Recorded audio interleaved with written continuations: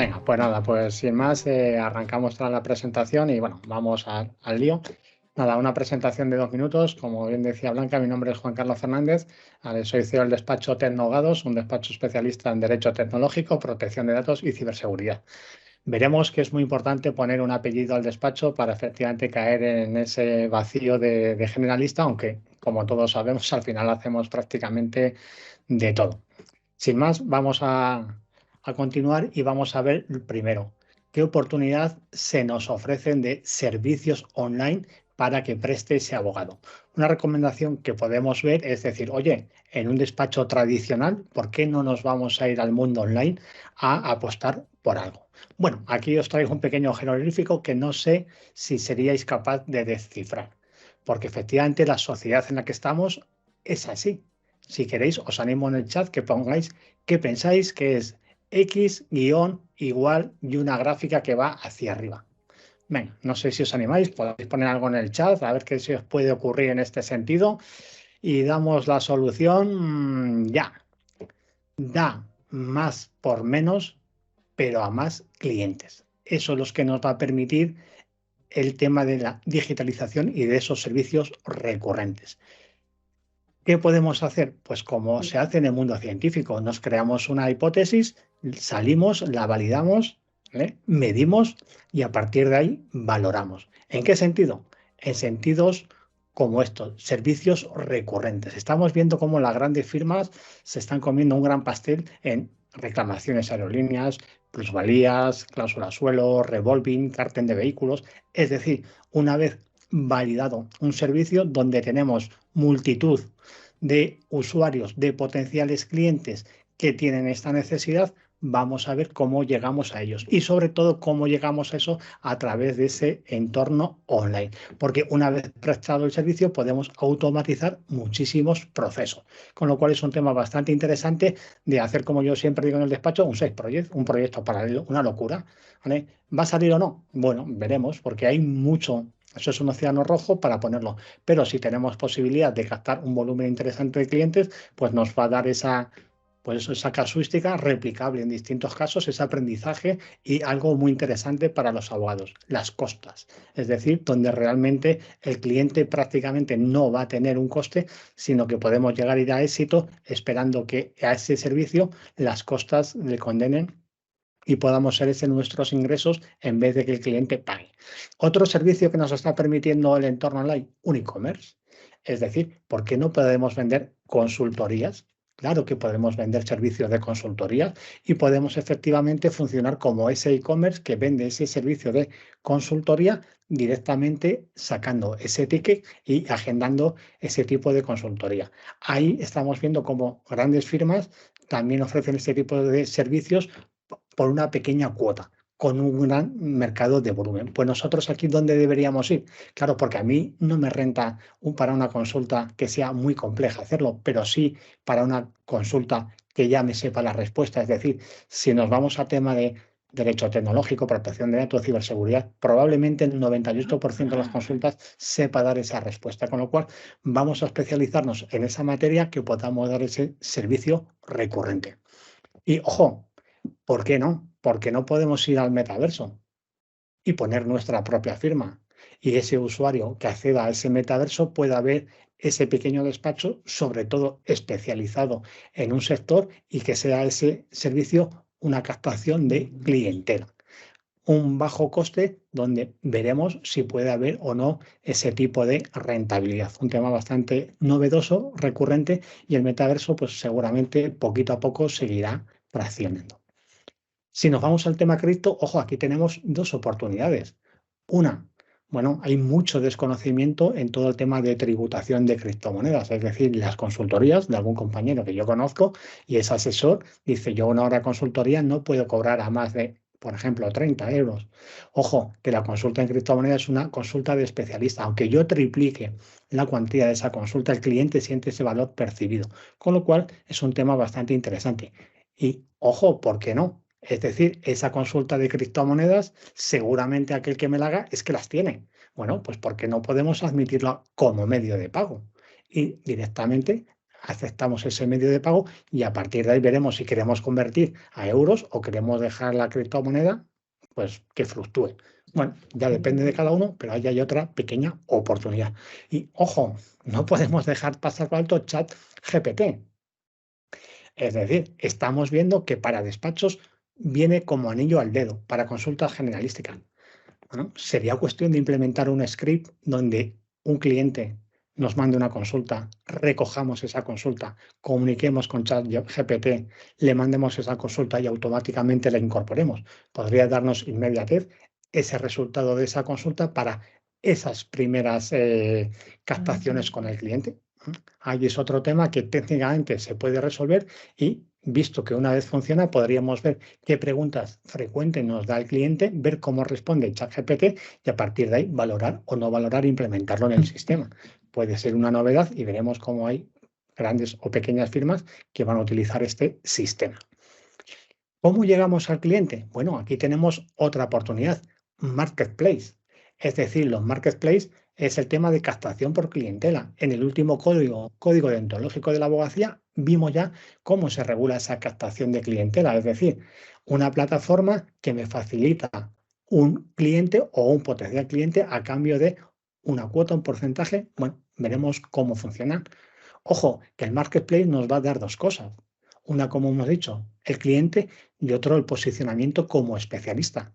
Bastante interesante. Es decir, si nosotros nos ponemos en un nicho de mercado y somos capaces de posicionarnos como expertos en esa materia, vamos a tener la posibilidad de que clientes de diferentes partes de España o del mundo nos hagan ese tipo de consulta de nicho.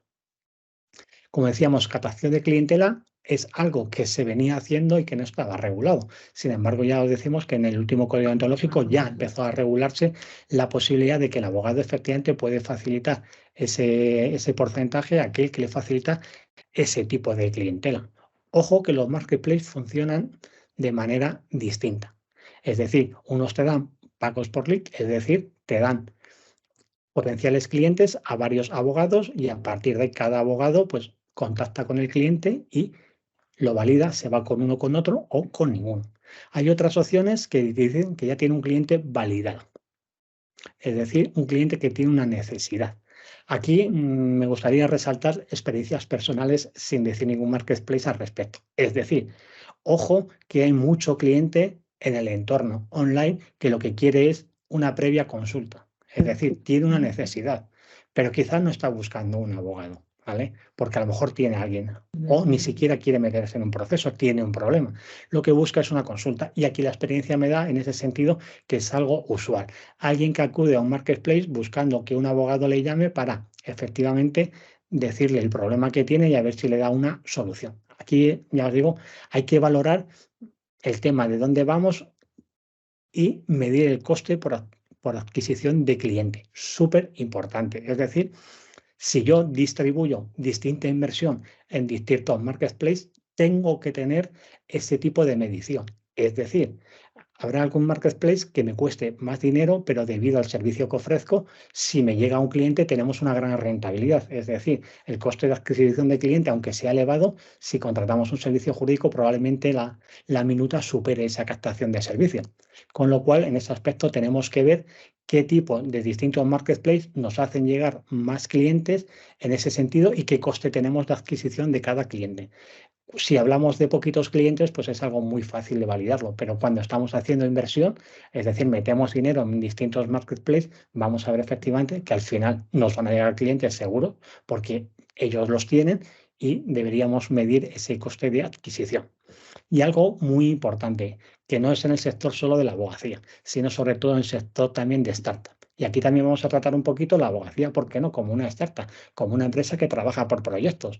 Es decir, vamos a hacer OKR, es decir, vamos a medir lo que nos importa. Vamos a medir incluso los objetivos de los abogados, cuándo llegan a ese objetivo, cuándo no llega, qué tareas tenemos que hacer, cuál es el propósito que tenemos en el despacho. Toda esa medición lo que nos va a hacer es ver si cumplimos o no cumplimos con los objetivos previos marcados. Si tenemos unos objetivos ambiciosos, pues vamos a ver qué manera tenemos de impulsar y conseguirlo. Eso es únicamente como un tema de motivación y de validación para que las hipótesis que nos hemos hecho previas a este tipo, veremos si los resultados se cumplen o son otros totalmente distintos, como es habitual. A ver, no es habitual que un plan de negocio de empresa saque en el Excel y se vaya cumpliendo mes a mes.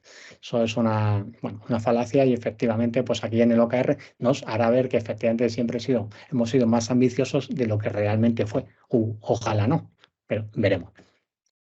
Tema de Google, Facebook, el tema de AdWords. Ojo que aquí, sobre todo Google, el coste de adquisición por clic es muy elevado. Y tenemos que saber muy bien en qué palabras claves queremos posicionar. Es decir, si nosotros aparecemos promocionados en las primeras posiciones de Google de aquellos clientes que, aunque les interese el servicio por ámbito geográfico, no van a ir a nosotros, estamos perdiendo mucho dinero. Podemos hablar de más de €1 de clic al anuncio promocionado. Es decir, alguien viene, da el clic, ve que el servicio le cuadra, ve la ubicación del despacho, da marcha atrás y se va a otro. €1 gastado. ¿Vale? Con lo cual aquí vamos a ver cómo somos capaces de posicionar en ese sentido. En ese sentido, por ejemplo, Facebook es bastante más preciso. Es decir, Facebook sabe dónde está el usuario.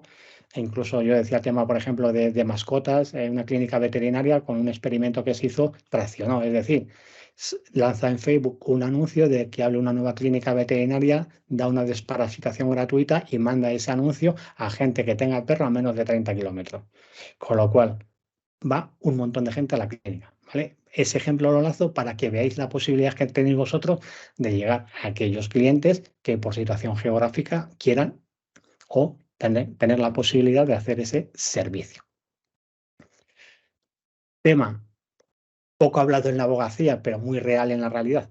Pago por aparición en medios. Es decir, vemos distintos medios de comunicación donde hay medios que son promocionados. Es decir, cuando se da una noticia, pues aparecen ciertos despachos, abogados, hablando, recomendando sobre la misma. Bueno, pues aquí podríamos ver también la posibilidad que tenemos de posicionar como especialistas en esa materia, sabiendo que hay una inversión económica en esa aparición de medios, pero como decíamos, si tenemos posibilidad de tener rentabilidad, pues ya está, es un servicio más de publicidad que podemos dar totalmente lícito y un tema bastante interesante también. Sobre todo es eso, aquí hay que ir a la especialización y al nicho para no diluirte en ese sentido. Tema para aquel abogado como vosotros, emprendedor, joven abogado, en el cual tiene ciertas inseguridades. Bueno, pues existen despachos de abogados que son distribuidos, es decir, es un despacho donde puedes trabajar con la marca de ese despacho y gozas con la seguridad de que los abogados de ese despacho tienen, pues eso, un código interno de trabajo donde se ayuda al compañero en tema de resolución del caso. Bueno, pues es otra posibilidad que tenemos como abogados independientes, trabajar sobre una marca nacional en una zona geográfica con ese respaldo de ese gran despacho con un coste de mantenimiento de esa organización nacional. Pasamos de sector y nos vamos a algo bastante interesante en el mundo en el que estamos, software de gestión. Es decir, queríamos eficiencia en la abogacía. Pues, ¿por qué no vamos a utilizar software de gestión de datos? Y aquí os lanzo algo que a mí me gusta mucho. Es decir, vamos a ver que tenemos de muchísimas empresas jurídicas del sector su propio software de CRM, base jurídica y un montón de historias. Ojo, que también tenemos la posibilidad de móntatelo tú mismo. Es decir, podemos coger Notion como nuestro Wikipedia, como nuestra base de datos gratuita. Nos va a servir para trabajar de manera individual, con lo cual podemos gestionar nuestra base de datos. Podemos gestionar nuestras prioridades a través de Trello, es decir, Trello nos va a permitir gestionar proyectos a través de metodologías de trabajo Scrum, Agile, con lo cual vamos a ver que tenemos tareas, que las podemos delegar, que podemos ver los plazos, sobre todo de presentación de demanda, ¿vale? Todo un tema muy visual que podemos conectar Trello con Notion y, ojo, que podemos meterle Zapier. Zapier tenemos la posibilidad de automatizar, es decir, imaginaros, ejemplo, Zapier nos puede permitir que cuando nos llega un correo electrónico a Gmail, automáticamente nos diga de qué cliente viene, nos lo meta a nuestra base de datos de Notion, ese correo con los ficheros adjuntos, con el asunto y con el texto del mensaje. Que veis la potencia sin hacer absolutamente nada. Únicamente tenemos estas 3 aplicaciones que de la versión que estamos hablando es gratuita, sin coste, un montón de vídeos en YouTube para implementar, con lo cual podemos automatizar ese CRM de gestión de clientes de correo electrónico automáticamente uniendo Gmail, Trello, Notion y Zapier. Esa posibilidad os la dejo. También tenemos que gestionar comunicaciones internas y externas. Y ojo aquí que voy a hacer de abogado del diablo. Es decir, gran parte de nuestras comunicaciones gozan de nivel máximo de protección. Es decir, hablamos de antecedentes penales, de conversaciones confidenciales. Cuidado con no darle ese nivel de protección a este tipo de comunicaciones y que seamos nosotros la brecha donde se pudiesen hacer públicas. No sé si recordáis, pero hace unos años un despacho muy famoso internacional, Mossack Fonseca, de los famosos papeles de Panamá en su día, tuvo una filtración de datos, un despacho internacional, tras esa filtración de datos de clientes de máxima representación, hizo que ese despacho a fecha actual desapareciera. Ojo con las comunicaciones y no darle el nivel de seguridad que se merecen. Ya os digo que son datos de carácter excepcional, con lo cual el nivel de protección es máximo. Almacenamiento de datos. Bien, vamos prácticamente todo a la nube. Perfecto. Ojo, cuidadito con la transferencia internacional de datos.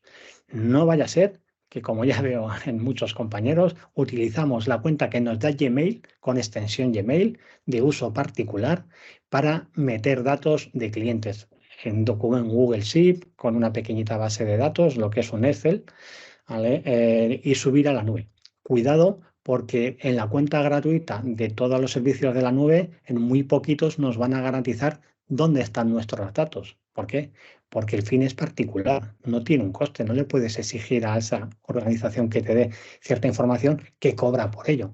Con lo cual, un Gmail para uso corporativo profesional sería una brecha de seguridad o de privacidad bastante importante. Con lo cual, vamos a acudir a servicios de pago si nos vamos en la nube que nos garanticen 2 cosas. Una, que los datos están en la Unión Europea y otro, que tengamos máxima seguridad, es decir, mínimamente doble factor de autenticación para que cuando un equipo nuevo quiera acceder a esos datos, le pida usuario y contraseña y si es la primera vez que se accede de ese equipo, que nos mande ese token de seguridad al correo o al teléfono para validarlo. Tema bastante relevante. CRM como gestión de clientes. Bueno, podemos ver, como decíamos, en servicios recursivos, cómo meter a nuestro cliente en nuestra base de datos y a partir de ahí podremos incluso tener la posibilidad de mandarle mailing, comunicaciones. Ejemplo, yo los clientes que tengo en tema de protección de datos, tengo un CRM que me gestiona este tipo de clientes, con lo cual tengo la posibilidad de mandarle mailing de manera recurrente, sabiendo que email se manda en ciertos días con nuevas noticias, apariciones, ¿vale? Damos un valor añadido a un sector de clientes que vayan a necesitar ese tipo de información.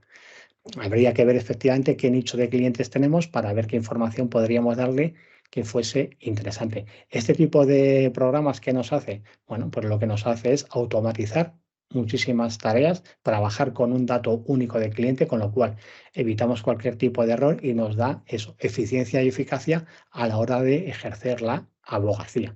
Tema bastante interesante. Podemos hablar también de SaaS como prestador de servicio. Es decir, podemos contratar un servicio que tenemos a nivel online que nos va a facilitar la prestación de nuestro propio servicio. ¿Para qué tipo de prestaciones? Bueno, por ejemplo, el tema de compliance a nivel de organización.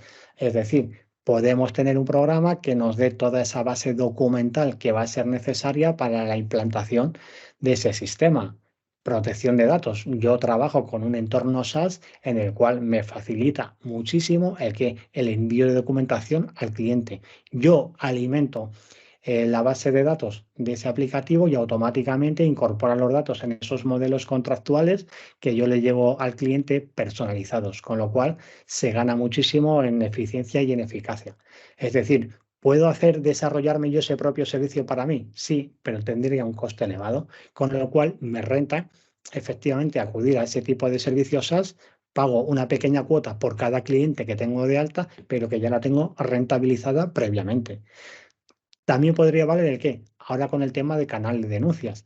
Ya es obligatorio en las empresas, salió recientemente, se traspuso la directiva y ya tenemos la actual ley que obliga a las organizaciones a tener un canal de denuncias, es decir, que alguien pueda denunciar un incumplimiento dentro de la organización y se respete la máxima privacidad de aquella persona que facilitó esa información. Con lo cual, ahí tenéis bastantes ejemplos para poder utilizar este tipo de herramientas. Y aquí hablábamos de RPs. RPs, como decíamos, con Zapier, es decir, con automatización. Estamos viendo, sobre todo en el tema de los compañeros procuradores, cómo a través de este tipo de software están haciendo que se conecten a sus buzones del SNEC y automáticamente le descargan todas las notificaciones, se las meten en las carpetas por procedimiento, les agendan las fechas en las que tienen las vistas. ¿Por qué? Porque son modelos de documentos que por inteligencia artificial tienen una misma estructura, con lo cual hablas con cualquier tipo de procurador y se le ha descargado la carga de trabajo que antes hacía manual sin valor añadido a través de este tipo de servicio. Bueno, pues aquí también tenemos servicios para que la abogacía podáis implementar para todo ese tipo también que decíamos de tareas recurrentes y repetitivas, con lo cual os animo a que investiguéis un poquito este tipo de software de gestión, bastante interesante.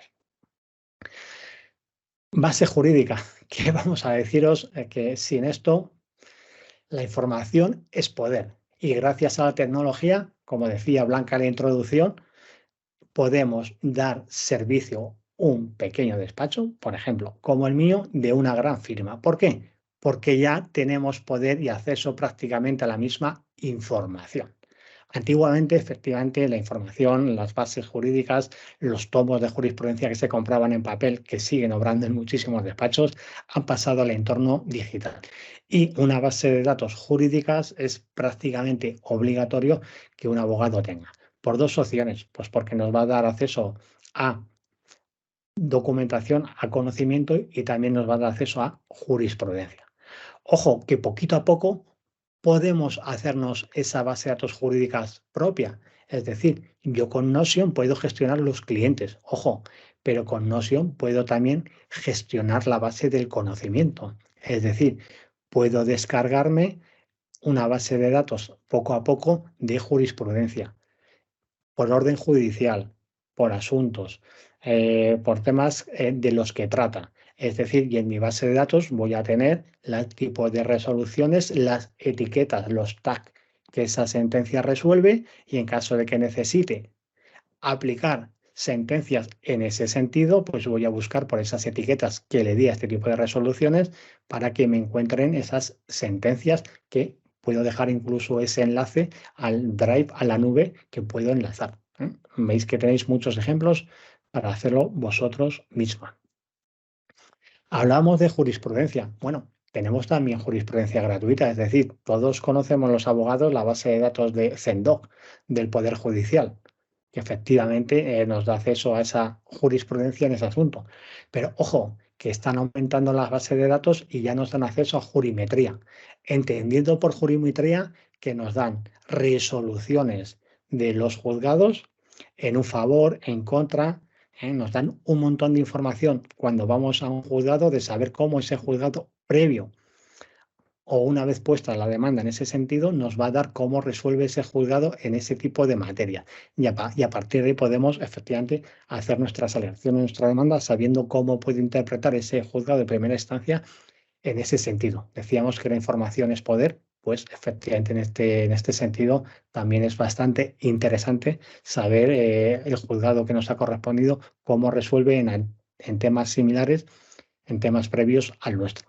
Algo que podemos interpretar.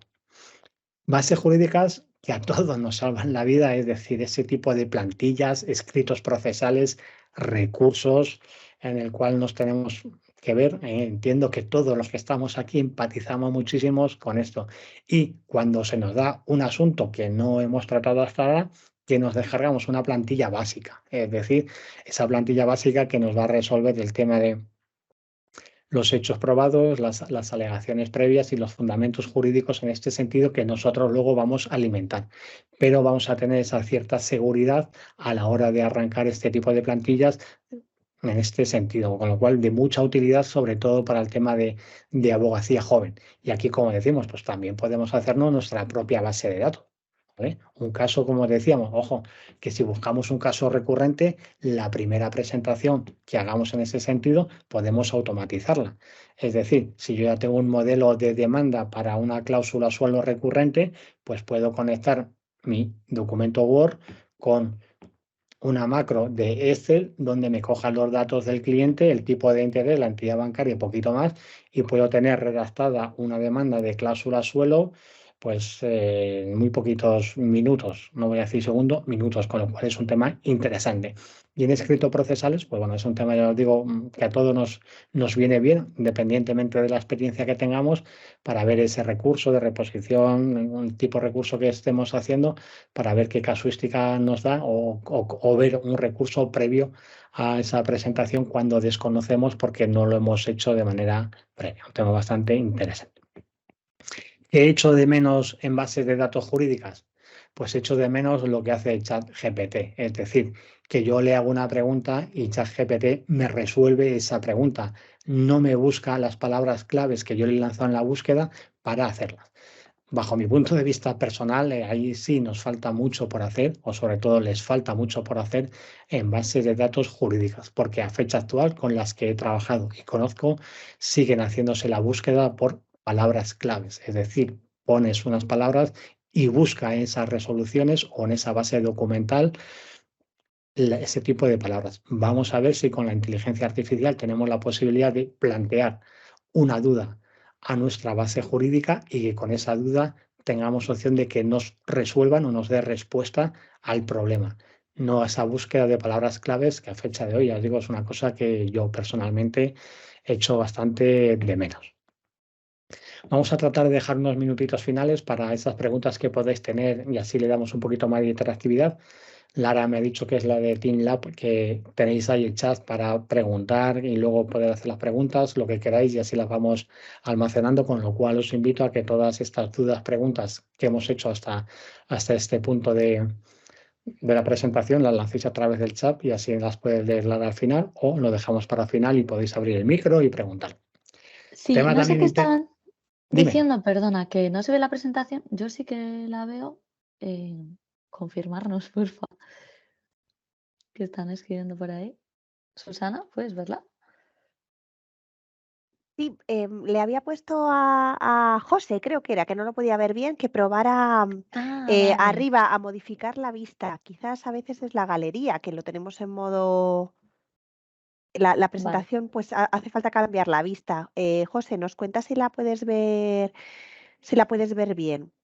Mira, Juan Carlos, si aprovecho y te lanzo una pregunta. Vale, perfecto. ¿Tú crees que la abogacía es un sector especialmente resistente a incorporar la tecnología? ¿Le cuesta, o sea, culturalmente, piensas que es duro de pelar en entender el uso de la tecnología? ¿Cómo crees que se acoge, ¿no? Se acogen estas Pues herramientas. te voy a decir, porque en ese aspecto yo soy muy tecnólogo, o sea, he llegado a la abogacía tarde, ¿vale? He llegado tarde, empecé a estudiar Derecho a los 40, así que imagínate, pero aporto a mi ejercicio de la abogacía un valor diferencial, es decir, aporto toda mi experiencia profesional y técnica en ese sentido. Yo a los 40 me planteé que había muy pocos abogados con una especialización en nuevas tecnologías y dices, no lo digas y no hazlo, y entonces en ese lío me embarqué.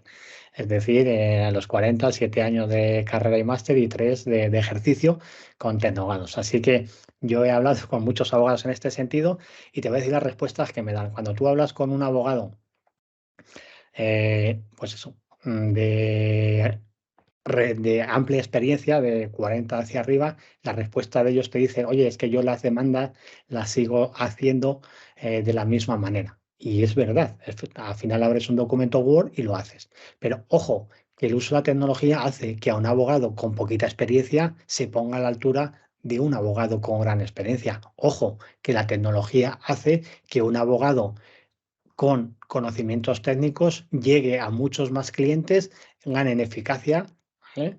Y pueda ofrecer servicios muy bajos de coste. Y con la libertad de precio que damos, es que no le da rentabilidad. Ojo que no da rentabilidad. A un cliente no. Pero si es a pequeño coste, como decíamos, más por menos a más clientes, al final ahí sale el beneficio. Pero sí, la abogacía es un sector muy reacio a la tecnología, sobre todo bajo mi punto de vista, porque es algo que les pilla lejos, desconocen y les da inseguridad. No olvidemos que normalmente el abogado suele ser alguien de letras, donde los temas técnicos, no todos, pero mucha parte de ellos, pues lo tienen muy, muy lejos. Y les da inseguridad y ese cierto miedo a que puedan desbancarle, pues eso, otros profesionales gracias al uso de. Y que se puede percibir casi como una amenaza, ¿no? Sí, Al sí, sí, al propio sector. Nos están dejando por sí, aquí preguntas por el chat, vale. ¿te los vamos diciendo? Bueno, pues si quieres, ya que estamos, pues lanza algunas, seguimos otro poquito y otras para el final. Perfecto, Susana, venga, pues lanza Mira, pues por algunas. aquí nos dice José que si es rentable dedicarse exclusivamente a esta especialidad. Define mi especialidad, claro. Hablamos de nuevas tecnologías, José. Si quieres incluso quitarte el micrófono, José, pues estupendo. Mira, sí, a nuevas tecnologías, nos pone por aquí que sí. Vale. Te voy a decir, José, lo que te digo. Nuevas tecnologías es algo que nos gusta mucho y es un sector transversal. Es decir, gran parte de mi negocio efectivamente va orientado en ese sentido, en el que decíamos, pues en temas de asuntos también civiles, penales, laborales, en aquellos donde la evidencia digital es un medio de prueba. Es decir, cuando nos hablamos de evidencias digitales, hay que acreditar autenticidad, integridad. ¿Vale? Es un tema bastante interesante, el tema de evidencias digitales y ahí dar una seguridad jurídica, que es lo que vamos a ver ahí. No quiere decir, José, que te dediques a nuevas tecnologías y que te venga un contencioso administrativo y no lo hagas. Eso no quiere decirlo. Es decir, porque vas a aprender muchísimo en un contencioso administrativo, tema procesal, con lo cual, adelante. Pero efectivamente tienes la posibilidad de que, bajo mi punto de vista, tenéis que poneros un apellido. Es decir, si nos vamos, que eres un abogado de y ves una persona que dice civil, laboral, penal, pues te vas a un perfil generalista. Con lo cual es difícil que un cliente aprecie un valor añadido, excepto el precio. Si eres muy barato, van a ir a ti, pero no van a estar contigo por especialización, con lo cual si tiene un problema grave van a recurrir a un abogado especialista. Con lo cual, mi opinión, José, es especialízate primero en algo que te guste y a partir de ahí, aquello que te entre transversal, ves la posibilidad si vas a sacar un aprendizaje de ello y si es así, bajo mi punto de vista, me hago. Lo más importante, José, es tener el poder del no. Es decir, aquello que no tengas necesidad de hacer, no lo cojas. Para eso necesitamos pues ser muy lean, es decir, no tener muchos gastos en el despacho y no tener una cuota muy alta que levantar. Es decir, si nos vamos a una calle céntrica de Madrid y abrimos una oficina, pues partimos de menos X todos los meses y base de datos y lo otro, con lo cual tenemos un problema de lo otro. Con lo cual, un derecho tecnológico, pues yo tengo clientes en toda España y yo estoy en Cuenca. Es decir, que Cuenca es una pequeña capital que vivimos muy bien y yo no tengo clientes tecnológicos en Cuenca, pero sí tengo clientes tecnológicos a nivel nacional y gracias al mundo online les doy servicio. Y gracias a la pandemia han incluso normalizado una reunión como estamos haciendo aquí por Teams.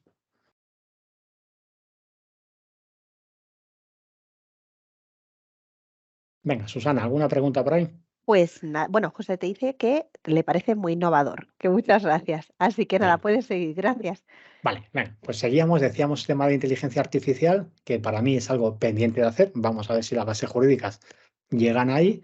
Y luego lo que decíamos, también es interesante el tema de consultor profesional, es decir, si tu abogado tienes una duda, tienes una opción de que, pues algo muy importante, de tener una red de networking, muy importante.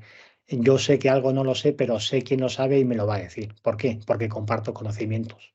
Es decir, ellos tienen un problema en entorno digital que va a ser transversal a su procedimiento. Por ejemplo, tenemos un tema de un despido que me dicen a mí, oye, tenemos un problema de despido, pero lo que han hecho es un tema nuevas tecnologías. No sabemos cómo atacarle en ese sentido. Y yo ahí me meto como especialización en ese cliente que van a llevar ellos en ese despido disciplinario, pero yo les doy garantía en que en esa adquisición de prueba, en esa jurisprudencia que nos va a valer en ese sentido, para que se sientan cómodos en algo que ellos como despacho desconocen. Con lo cual es un tema interesante. Hablamos ya del penúltimo punto de evidencias digitales. Algo súper importante. Y aquí os dejo ojo con las capturas de pantalla. Porque no sé vosotros, pero es algo muy usual que un abogado presente evidencias en captura de pantalla. Y yo soy el primero que lo hace. ¿eh? Pero ojo, para hechos que no son de cierta relevancia. ¿vale? Para hechos que tengo posibilidad de replicar en un futuro. Es decir, yo podría poner una captura de pantalla de algo que en caso de impugnación de autenticidad tengo la posibilidad de acudir a una pericial. Si es así, bueno, pues por economía de costes puedo acudir a una captura de pantalla. Ojo con la volatilidad de la red.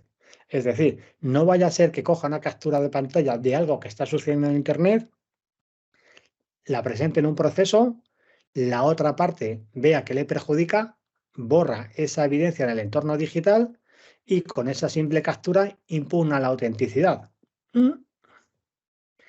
Os vais a quedar cortos de prueba. Una captura de pantalla no es una prueba que tenga seguridad jurídica. Es decir, poco se va a poder hacer con un tema pericial, salvo que la imagen esté relocada, ¿no? Y en ese sentido no lo voy a nombrar, pero ya tenemos jurisprudencia, sobre todo en comunicaciones bidireccionales, donde una captura de pantalla presentada a un procedimiento y en caso de impugnación de autenticidad por la otra parte, no es prueba de cargo suficiente para enervar la presunción de inocencia. Con lo cual, vamos a ver soluciones a esa captura de pantalla. Y como decíamos, también tenemos datos de Unión Europea. Ojo que el 85% de los procedimientos penales aportan componente electrónico. Vamos a ver qué posibilidad tenemos de darle seguridad jurídica a los mismos. Es decir, huimos de la captura de pantalla y nos vamos a ir a otros procesos a través de herramientas LegalTech que nos van a garantizar eso, autenticidad e integridad del mundo digital. Empezamos. Comunicaciones fehacientes. Burofaxes, correos, SMS.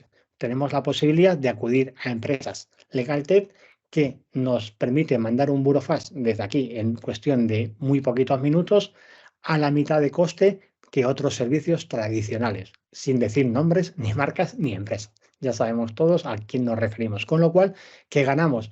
Pues ganamos efectivamente en eficacia. Es decir, si vamos a cobrar por un burofax X y me cuesta la mitad, pues ahí tengo una rentabilidad.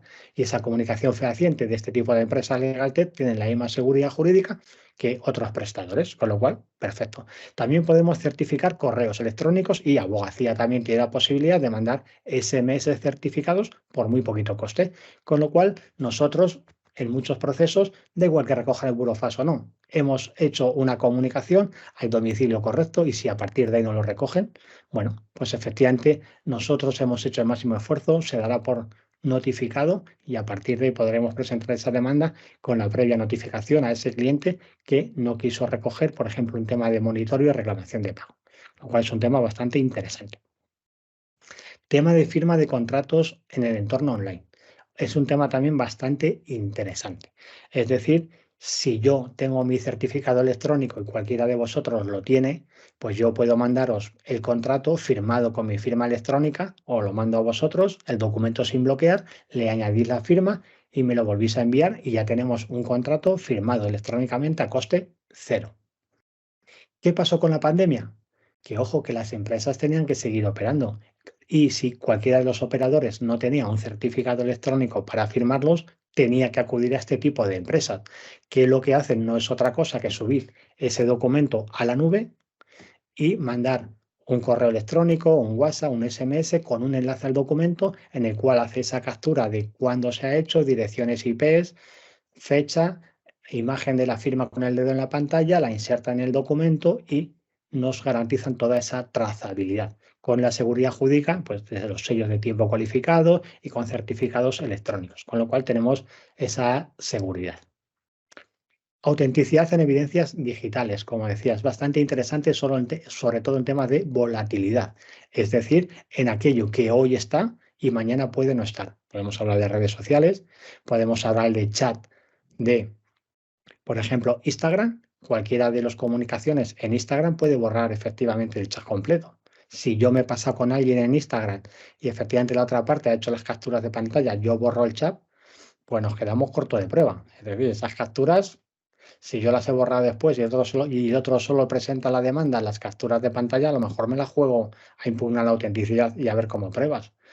Ojo, que yo siempre digo a los compañeros abogados, ¿eh? Qué mal podemos quedar si un cliente viene, me muestra a mí en el despacho algo que ha sucedido en el entorno digital, si yo en ese momento no certifico la prueba, ¿vale? Y ese cliente se va y mañana vuelve y me dice, oye, que ya no está. Y decimos, ¿y qué hacemos entonces? ¿En la captura? No. Es decir, un cliente viene al despacho, hay un hecho denunciable. En ese mismo momento se coge esa certificación de esa de pantalla. Con empresas LegalTech, que hay muchísimas en este sentido, que lo que nos garantiza es con una grabación de pantalla de lo que está sucediendo, nos certifican ese vídeo, cuándo se ha hecho, las direcciones IP de acceso, las páginas web, con lo cual tenemos esa autenticidad. También tenemos herramientas que nos certifican a través de sus aplicaciones el qué y el cuándo sucede una cosa. Hacemos una fotografía o un vídeo, no a través de la cámara, porque esos datos que tenemos son totalmente manipulables, los datos de creación, los datos de ubicación, son metadatos que son manipulables con bastantes herramientas, ESI-Full o similares, con lo cual los metadatos solo son datos indiciarios, se pueden modificar sin dejar rastro. Aquí podemos utilizar empresas LegalTech que nos van a decir con esa fotografía dónde se ha hecho y cuándo se ha hecho. Y nos genera un informe para presentarlo como ese medio y fuente de prueba en cualquier proceso judicial. Aquí hay que tener claro prestadores de servicios cualificados y no. Esto lo regula el reglamento EIDAS, ¿vale? De evidencias digitales, en el cual, bajo mi punto de vista, siempre un abogado deberíamos acudir a servicios de confianza cualificados cuando son temas que se van a aportar a un proceso judicial, porque la ley de enjuiciamiento civil nos posiciona y nos dice, ojo, que si yo presento una prueba de un servicio cualificado y la otra parte impugna la autenticidad, le corresponde a la parte que impugna acreditar o realizar esa pericial. Se invierte la carga de prueba, con lo cual es un tema que nos beneficia mucho en este sentido, con lo cual vamos a ver cómo acudimos, que los que son cualificados, pues claramente es un reclamo que hacen en ese sentido para diferenciarse de la competencia. Y por unos poquitos euros más en aquella prueba que va a acabar en un proceso judicial, bajo mi punto de vista, siempre elegir esto a los otros. Blockchain. ¿Qué es blockchain que nos suena? Bueno, pues blockchain podemos decirlo con dos frases, la tecnología con la que funciona Bitcoin y el resto de criptomonedas. Ojo que blockchain vale como medio y fuente de prueba. Sí, en eso estuvimos hablando en el Colegio de Burgos, blockchain como medio de prueba legal. Es decir, esa base de datos inalterable y distribuida nos permite almacenar información inmutable en el tiempo. Si yo lo que subo a la red blockchain es el código hash de un fichero informático, que el código hash de un fichero informático me dice que si un fichero tiene el mismo hash que es con un algoritmo en el tema de criptografía, mismo hash, mismo contenido, sobre todo para temas de propiedad intelectual, para temas en que tú quieras certificar que tienes esa información previa a. Puedes hashear el fichero, subirlo a la red blockchain, te da ese número y como te pone la fecha en la que se subió y esa red es distribuida, si tú, pasado un tiempo, necesitaras acreditar esa propiedad, calcularías el código hash de ese fichero, que es único, verías que es coincidente con el subido en la red blockchain en esa fecha y podrías acreditar que tú tenías esa información en esa fecha que se selló ese bloque en la red blockchain. Último bloque, rápidamente, para ceñirnos al horario, tema de ciberseguridad y privacidad. Ojo, que es un tema muy olvidado en los despachos, y ya hemos dicho el ejemplo de Mossack Fonseca y temas de posibles sanciones. Es decir, compañeros, almacenamos datos penales, son de especial protección, con lo cual de manera proactiva, es decir, anticipándonos al riesgo, tenemos que darle la máxima seguridad. Vamos a ver también que no toda brecha de seguridad tiene que acabar en sanción. Vimos el ejemplo en el año 2020, Mapfre sufrió un ataque de ransomware Y la agencia española, tras auditar esa brecha de privacidad, acabó en archivo de expediente. ¿Por qué? Porque había tomado diligentemente todas las medidas que estaban a su alcance. Aún así, nadie está exento de sufrir un ataque. Hemos visto varios ministerios y entes públicos, con lo cual un pequeño despacho también puede ser. Pero ojo, que si no hemos hecho lo que deberíamos hacer de manera proactiva, esa brecha de privacidad probablemente pueda acabar en sanción y al tener datos de categoría especial, la gravedad de esa brecha serían con cuantías bastante interesantes. ¿Qué podemos hacer? Bueno, pues claramente es cifrado por defecto, es decir, vamos a cifrar información en este sentido con herramientas, por ejemplo, con Veracrypt o similares, que son herramientas gratuitas que permiten cifrar información súper fácil. Viendo un vídeo de YouTube, uno cifra datos en cuestión de unos segundos. Tenemos que proteger el correo, la nube y los equipos. Rápidamente, correo electrónico. Ojo que estamos viendo en un montón de empresas que se están dando temas de suplantación de facturas, con lo cual le llega una factura suplantada al cliente, hace un copia-pega de ese PDF, hace el ingreso y se lo hace a un ciberdelincuente. ¿Y el dinero qué pasa? Desaparece. Y estamos viendo que efectivamente en este tipo de correos electrónicos, en la gran mayoría, no tienen el doble factor de verificación configurado en los correos. Ojo, ¿por qué? Porque normalmente el servicio de correo electrónico, ¿quién te lo da? El proveedor de la página web. Pero normalmente el proveedor de la página web no tiene implementado tecnología como puede tener Gmail, Microsoft, Hotmail, como es el doble factor de verificación. Con lo cual, consejo profesional, me voy a llevar el correo a una empresa que me permita doble factor de verificación en correo corporativo.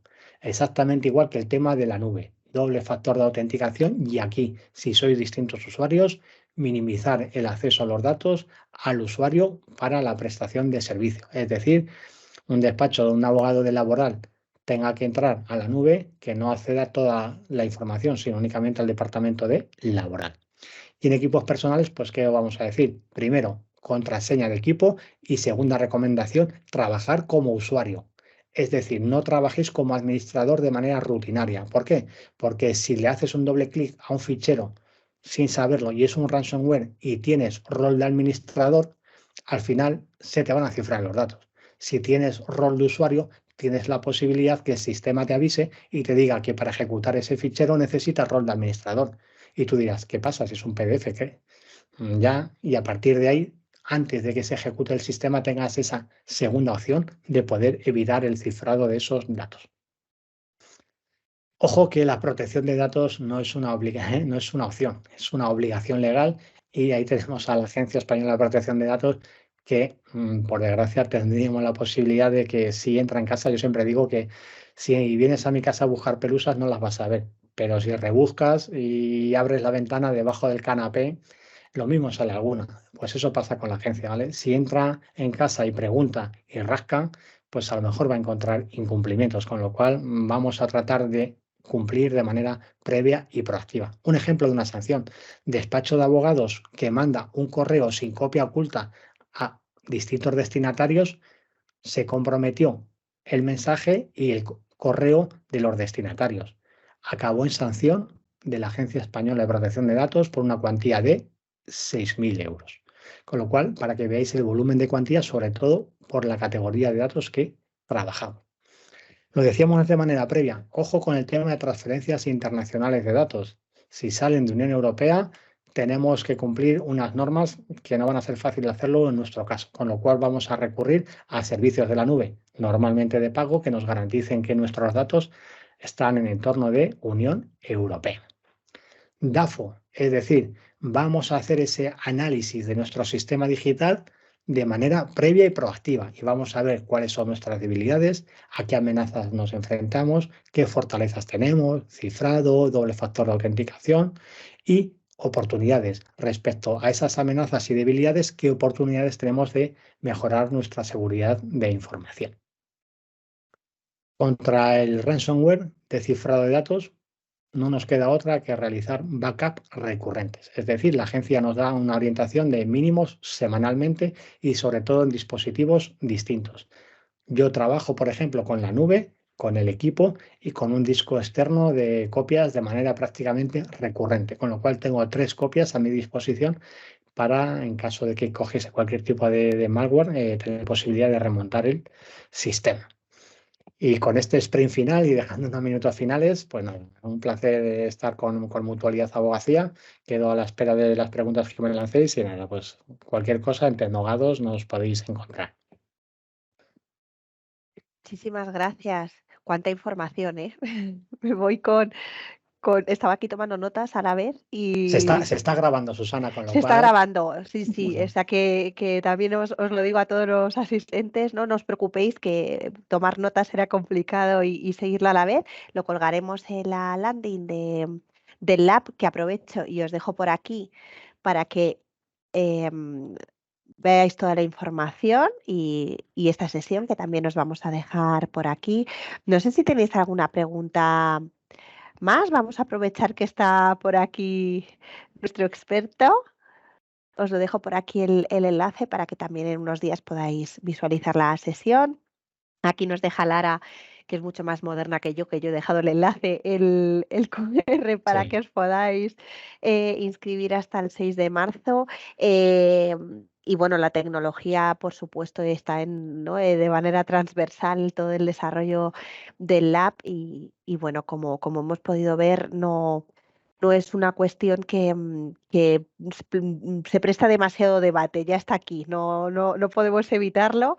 Vamos a ver cómo podemos integrarlo, ¿no? en el trabajo. Por aquí nos dicen que nos falta el contrato de aprendizaje. Bueno, pues hay unos días, no os preocupéis. eh, y bueno, Lara, si quieres comentar algo más sobre el lab, lo que les espera, o esperamos ya a que la semana que viene descubran este nuevo lab. Sí, si queréis preguntar algo también, yo creo que en la landing hay mucha info, pero deciros, ¿no? O sea, que va a ser un proceso de aprender a emprender, lo haremos en equipo, va a ser también, tenemos también un proceso práctico, ¿no? Y que os vamos a acompañar también en todo lo que, bueno, en todo el proceso de 6 meses.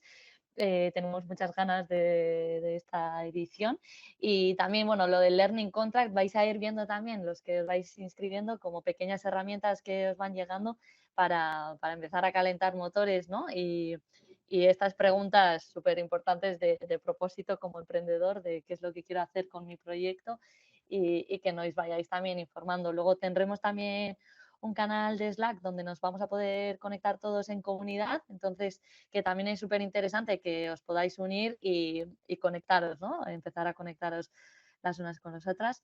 Y nada, por mi parte también, Juan Carlos, mil gracias. Sí. Esperamos vernos dentro. Eso es. Y además, bueno, perdonad, veo aquí una pregunta que sí, de Laura, que si todos tenemos la opción de participar en la fase de incubación, habrá una selección entre participantes. No, todos los que quieres vivir esta experiencia formativa del lab tenéis la posibilidad de participar y de cursar Justo. esos learning paths, ¿verdad, Lara? Si queréis, lo cuento así también por encima, ¿no? Perfecto. Como pone también el premio del ganador y tal, igual ahí veis como la parte de selección.